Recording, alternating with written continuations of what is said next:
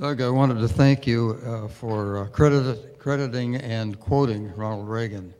I sense in this group, or this audience, that there's not a whole lot of 100% credence with him. I worked for him for 2 years in Sacramento, came very much to admire the man, and had several conversations with him, one of which had to do with what he would do to keep the power elite away from him once he became president. He looked me right in the eye and said, "Howard, I know exactly who you're talking about. There are 19 of those people around Carter, and we're going to have to do a whole lot better than that." He did indeed. I went home and got my Council on Foreign Relations and Trilateral chart out and counted 19 that he had mentioned right on that chart. That man did his homework. To me, he was a real hero, and I thank you for admiring him too. Certainly. Hi, John. Hi, Doug. What do you think, two questions, why has there not been another attack on us in this time from the bin Laden? Are they weaker than we think? Is it intentional? Do they think they're gaining elsewhere without awakening us, or et cetera? And secondly, if there is another real terrorist blow, what would be the reaction inside the country? Do we go further right? Do we lash out, and as some of the late night so-called conservatives say, go bomb every Muslim city or Mecca? What would be the reaction here? Well, I think one of the bits of good news is it's not easy to mount a terrorist attack in America. Among other things, the people who are most likely to want to harm us, I think, it's hard to show up over here if you don't speak English. And to do all the sorts of things, what happened with the 9/11, they spent a lot of time plotting, and we weren't expecting that sort of thing. I think that the world we live in today is different. I think we're still very vulnerable. Again, being an open society, I'm actually surprised that they haven't simply gone after kind of soft targets, shopping malls, schools, any number of things. But I do think there's a good news there that it turns out, I suspect, it's just harder for them to do it. And I think that one of the parts of that is our Muslim community tends to be pretty much assimilated with American. Indeed, most of our Arabs are Christian, not Muslim. So kind of the complexion of America's Islamic and Arab populations are different from Europe. So these are Americans.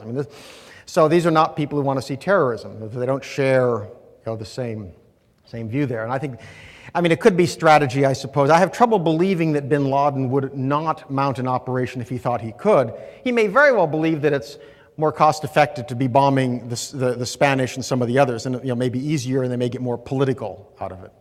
On the other question, what would happen if a big bomb went off?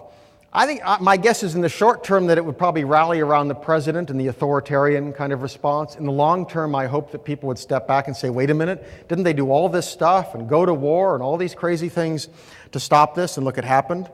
That I think it might cause more people to look at kind of Ron Paul's argument that's finally gotten out there about what we do does matter, doesn't justify terrorism, but it sure helps you understand why some people might want to do you ill. So my hope is that there'd be a more reflective response. One more? Okay. Hello, I'm Linda from Georgia, and I guess you saw that I am happy that there's someone that respects the troops that defend our country, and that whose coffin is draped by whose coffin is draped by the American flag. I'm the mother of a Marine. I am personally friends with 3 people who have gave up sons in this war, and not only have they gave up sons in this Iraqi war, I know I have 2 personal friends right now whose sons re-enlisted to serve in Iraq.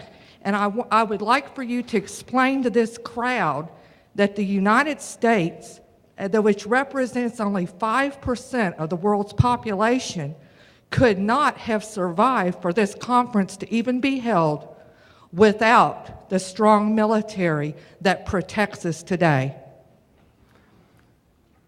I think that we owe an enormous debt of gratitude to those who serve our nation. It's my family. My associate pastor is a Marine Corps reservist who's activated. One of my former racquetball partners is a Navy reservist. A neighbor across the street who takes care of my house when I travel is a JAG Corps officer, works at the Pentagon. I think we should have enormous respect. And that when we think and argue about American foreign policy, that is not a criticism of the troops. That these are people who do serve us, and indeed, my view, for the most part, are motivated by very, very basic patriotic and humanitarian considerations. I mean, the best sorts of people I have dealt with over the years are people in the service, just wonderful human beings. And I think that's something that we all should make very clear, and I think you're right, the impressions that can be given off. I'm very critical of American foreign policy. I'm very critical of prior wars we've gotten into, not because of the troops. These are people who heroically came to the standard that was raised.